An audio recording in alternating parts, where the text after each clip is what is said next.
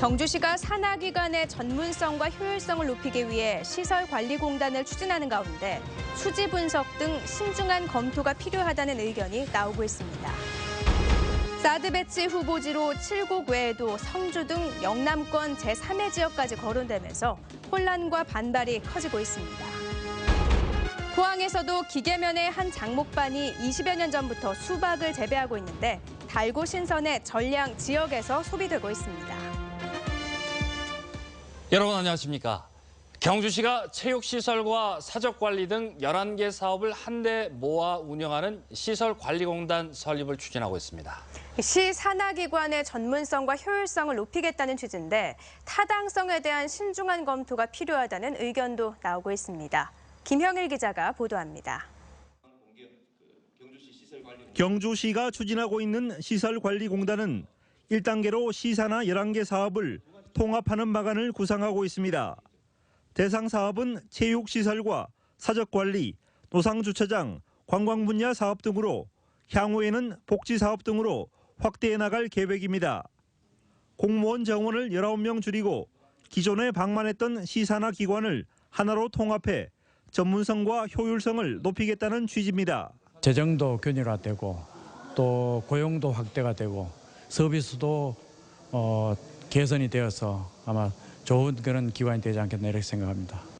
사업 수지 분석 결과 연간 12억 원의 흑자를 예상하고 있고 경상수지 비율도 129.7%로 낙관적인 전망을 내놓고 있습니다. 사적지라든지 캠핑장이라든지 이런 수익성 있는 사업들이 많이 포함되어 있기 때문에 이 초기 연도부터 그 경상수지가 다른 지자체에 비해서는 좀 높게 나오는 편입니다. 하지만 다른 지역 사례에 비춰볼 때 과연 지속적으로 흑자를 낼 수 있을지는 의문입니다. 포항시 시설관리공단의 경우 설립한 지 5년이 지났지만 경상수지가 78.5%에 불과하고 일부 시설의 운영 실적은 매우 저조합니다. 특히 시설관리공단은 퇴직한 고위공직자나 단체장 측근들의 자리 보존용으로 전락할 가능성도 있습니다. 또 경북에서도 시설관리공단이 설립된 지자체는 구미와 포항, 안동 등 3곳에 불과합니다. 경주시는 조례제정을 거쳐 올 연말까지 시설관리공단을 발족할 계획인데 장단점에 대한 충분한 검토와 보완책이 필요하다는 지적이 나오고 있습니다. MBC 뉴스 김형일입니다. 고고도 미사일 방어 체계, 사드 배치 후보지로 7곡 군 등 이미 언급되고 있는 지역 외 영남권 제3의 지역까지 거론되면서 혼란이 가중되고 있습니다. 대구 경북 지역에서는 성주군이 새롭게 거론되고 있는데 반대 움직임이 강하게 일고 있습니다. 이상원 기자입니다. 사드 배치 지역으로 7곡군 등 현재 거론되고 있는 후보지와는 별도로 영남권 제3의 지역이 유력하다는 얘기가 일부에서 흘러나오고 있습니다. 정부는 사드 배치 장소를 사실상 결정한 것으로 보이지만 여전히 공개는 하지 않고 있습니다. 경북이 아니라고 이야기하기는 어려운 거 아닌가 그런 생각도 좀 들고 미사일 기지 있는데 어디 딴 데 하는 말인데 그래서 그거는 지금은 아무도 입을 뻥긋 안 해요. 일부 언론 보도를 통해 영남권 제3의 지역으로 옛 미사일 기지가 있는 경북 성주, 경남 양산 등이 새롭게 거론되면서 해당 지자체의 반발도 거세지고 있습니다. 성주 읍성산리, 성산포대가 거론되자 성주군은 군민들의 일방적 희생을 강요해서는 안 된다며 사드 배치 반대 입장을 분명히 했습니다. 생존권 위협하는 사드 배치를 결사 반대한다. 반대한다. 반대한다. 반대한다. 사드 배치 반대 운동을 벌이고 있는 7곡군은 주민 서명 운동을 계속한 뒤 오는 14일 정부에 전달할 계획입니다. 사드 배치 장소를 놓고 온갖 추측이 난무하면서 후보지로 거론되는 지역마다 반발 움직임이 거세게 일고 있습니다. 정부가 사드 배치 장소를 사실상 결정하고도 이를 공개하지 않아 혼란만 키우고 있다는 지적이 나오고 있습니다. MBC 뉴스 이상원입니다. 포항의 해병대 병사들이 후임병에게 무리하게 음식을 먹이는 등 가혹 행위를 해 징계를 받은 사실이 뒤늦게 알려졌습니다. 해병대에 따르면 포항 해병대 모 부대 소속 A 상병을 포함한 병사 4명은 지난 3월에서 5월 식사를 마친 B1병을 여러 차례 PX에 데려가 빵과 과자, 음료수 등을 강압적으로 먹이는 이른바 짬고문을 해 영창과 휴가 제한 등 징계를 받았습니다. 해병대 관계자는 조사 과정에서 A 상병이 후임에게 성추행을 했다는 진술도 나와 사실관계를 조사 중이라며 사소한 가혹 행위도 근절 대상인 만큼 엄정하게 처리하겠다고 밝혔습니다. 여름 과일 수박이 포항에서도 재배된다는 사실을 아시는 분은 많지 않으실 텐데요. 포항시 기계면의 한 장목반이 20여 년 전부터 소리 소문 없이 수박을 재배하고 있는데 당도와 신선도가 좋아 전량 지역에서 소비되고 있다고 합니다. 장성훈 기자입니다. 요즘 같은 폭염의 제격인 수박이 넝쿨마다 주렁주렁 열렸습니다. 농민들은 큼지막한 수박을 수확하느라 구슬땀을 흘립니다. 포항과 경주 등 경북 동해안에선 유일한 수박 장목반으로 20여 년 전 재배를 시작해 지금은 12농가 4헥타르 규모로 커졌습니다. 친환경 농법 등으로 우수 농산물 인증을 받은 데다 당도와 신선도가 뛰어나 찾는 사람이 갈수록 늘고 있습니다. 비료를 사용 않고 거의 퇴비용으로 하니까 퇴비에서 많이 당도 올리는 거라. 예를 들어 화학비료 쓰면 옛날에 화학비료에서 당도 없어가지고 연작 피해도 많았거든요. 이곳 수박은 이달 말까지 농협을 통해 전량 지역 대형마트로 팔려나갑니다.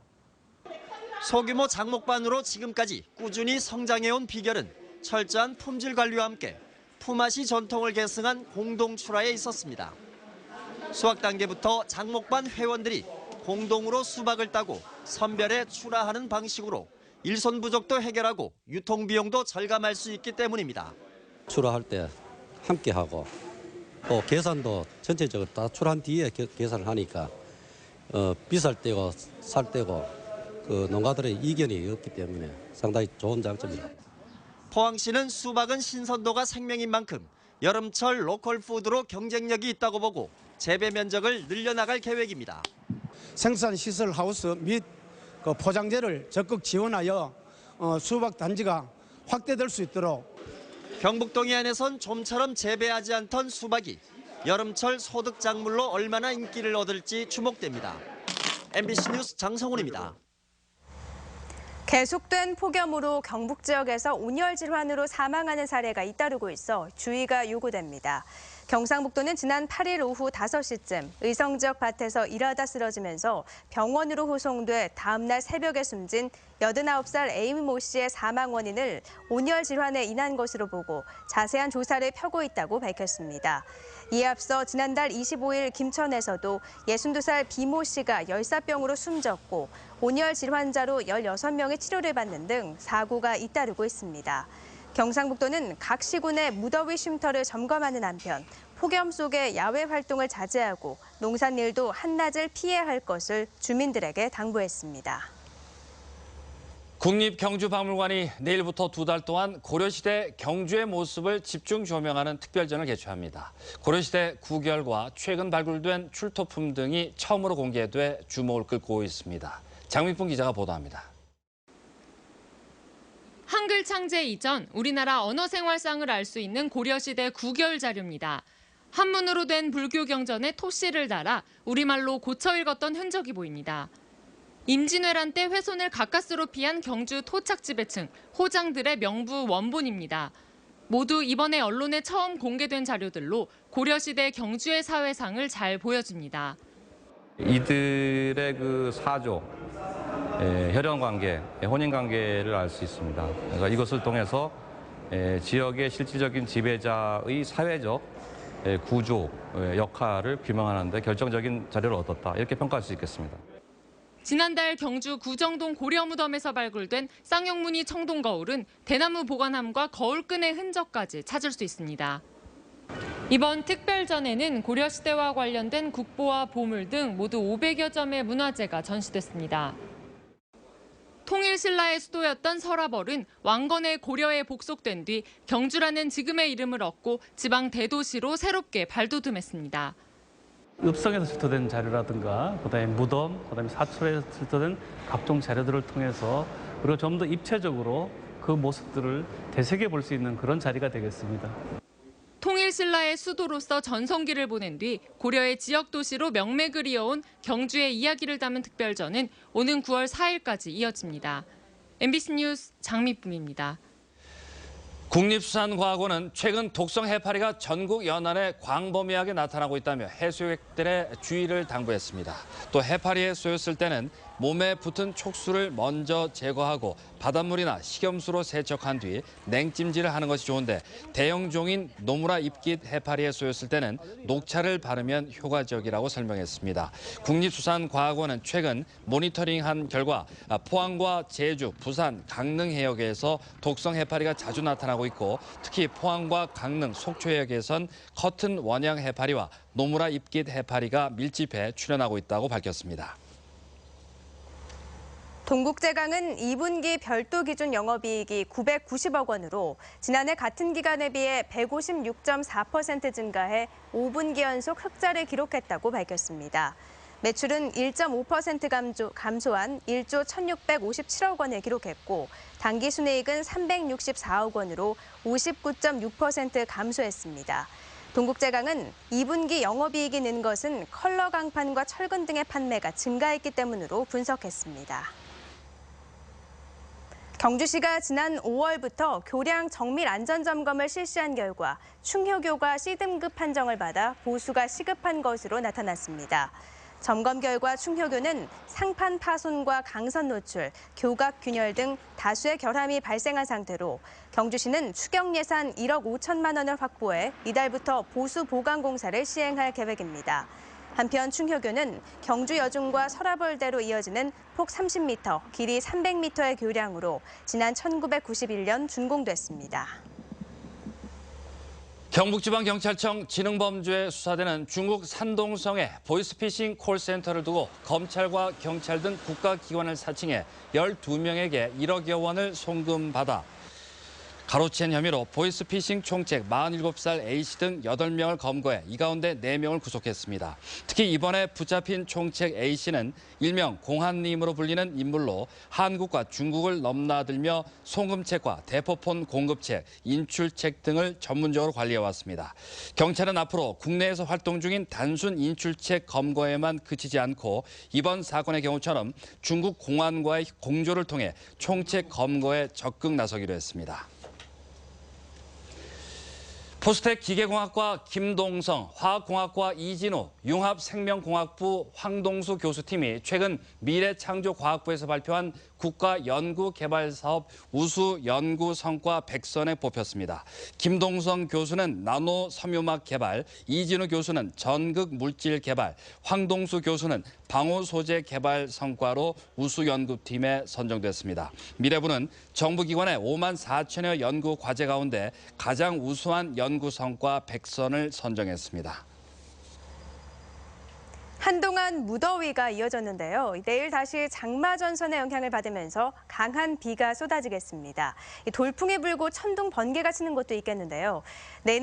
비는 내일 밤 대부분 그치겠습니다. 송혜림 기상캐스터입니다. 장마 전선이 북상하고 있습니다. 내일이 되면 경상북도 전체에 비가 내리겠는데요. 돌풍이 불고 천둥 번개가 치는 등 강하고 많은 비가 예상돼 주의하셔야겠습니다. 비는 내일 밤이 되면 대부분 그치겠고요. 모레 오전에도 가끔 내리는 곳이 있겠습니다. 울릉도와 독도 지역은 내일 오전에만 가끔 비가 내리다 그치겠습니다. 기온은 오늘보다 더 오르겠습니다. 높은 기온에 습도까지 높아져서 불쾌지수가 올라가겠는데요. 포항과 경주 매우 높은 수준을 보이겠습니다. 내일은 좀 더 여유롭고 편안한 마음 갖고 생활하시면 좋겠습니다. 자세한 내일 날씨입니다. 경북 동해안 지역은 내일 흐리고 비가 오겠습니다. 아침 기온은 울진과 영덕 22도, 포항 24도, 경주 23도, 낮 최고 기온 울진 25도, 영덕과 포항, 경주 29도까지 오르겠습니다. 울릉도와 독도 지역은 오전에만 가끔 비가 내리겠는데요. 내일 아침 기온은 울릉도 22도, 독도 23도, 한낮 기온 울릉도 26도, 독도 25도입니다. 내일 동해 전해상에는 비가 내리겠습니다. 내일까지 돌풍과 함께 천둥 번개가 치겠고요. 당분간 안개가 짙게 끼겠습니다. 바다의 물결은 동해 전해상에서 0.5에서 2.5m로 일겠습니다. 이번 한 주는 장마 전선의 영향으로 비가 올 때가 많겠습니다. 날씨였습니다. 새누리당 경북도당이 다음 달 9일 새누리당 전당대회까지 초선의 백승조 의원의 도당위원장 직무대행 체제로 운영됩니다. 초선 의원이 도당위원장 직무대행을 맡는 것은 유례가 없는 일인데 올해는 선거가 없어 도당위원장을 맡아도 실익이 없고 내년에 맡아야 2018년 지방선거 때 공천 영향력을 행사할 수 있다는 계산에서 경북 국회의원들이 응모하지 않았다는 비판이 나오고 있습니다. 김관용 경상북도지사는 오늘 전북도청을 방문해 송하진 전북지사와 탄소산업 예산 반영과 동서교통망 확충을 위해 협력하기로 했습니다. 경북과 전북지사는 탄소산업 클러스터 조성 사업에 대한 정부의 예비 타당성 조사가 다음 달 중에는 반드시 완료돼 내년 국가 예산에 반영될 수 있도록 노력하기로 했습니다. 또 새만금에서 포항을 잇는 고속도로 가운데 지지부진한 대구 무주 구간이 조속히 추진되도록 협력하고 문화 분야의 교류도 확대해 나가기로 의견을 모았습니다. 경북장애인 차별철폐연대와 경북장애인교육권연대가 오늘 경북교육청에서 장애인 정책토론회 및 현장 증언대회를 개최했습니다. 이번 행사는 지난달 24일 장애인단체와 경상북도가 합의한 이행을 두고 협상이 결렬되자 장애인단체들이 제안해 마련된 자리입니다. 오늘 대회에는 경북 지역 장애인과 정책 전문가, 경상북도 실무 담당자 등 100여 명이 모여 경북의 장애인 정책 현황을 점검하고 현장의 목소리를 바탕으로 지역에 맞는 장애인 정책을 시행할 것을 제시했습니다. 포스코가 올해 상반기 국내 10대 그룹 중 임직원들의 만족도 종합평가에서 2위를 차지했습니다. 구인구직 서비스 업체인 자플래닛이 10대 그룹을 대상으로 5개 분야에 걸쳐 분석한 결과 현대자동차그룹이 1위, 포스코가 2위를 기록했고 삼성이 3위를 올랐습니다. 이상으로 포항 MBC 뉴스데스크를 마치겠습니다. 여러분 고맙습니다.